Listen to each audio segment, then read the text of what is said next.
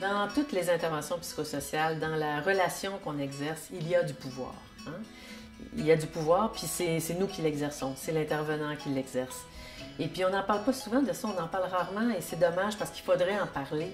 Parce que c'est là, c'est dans l'intervention psychosociale le pouvoir que j'exerce.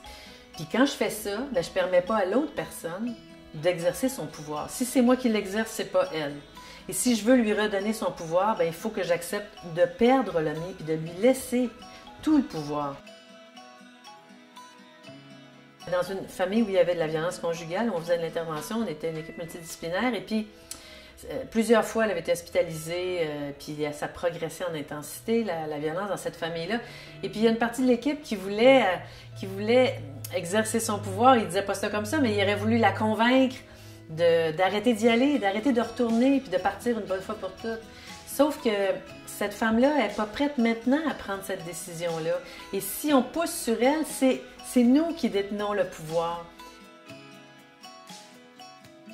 Redonner le pouvoir à cette femme-là, puis redonner le pouvoir aux personnes avec qui on travaille, ça veut dire que j'accepte la décision qu'elle va prendre, parce qu'elle est au courant, c'est pas une folle, là, OK?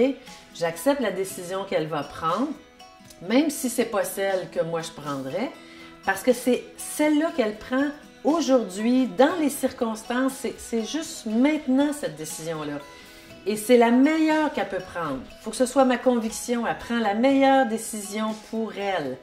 Puis si c'est elle qui a le pouvoir, alors moi, je suis là pour la soutenir dans la décision qu'elle va prendre, même si je ne suis pas d'accord. Dans ce cas-là, c'est elle qui exerce le pouvoir et pas moi. Voilà.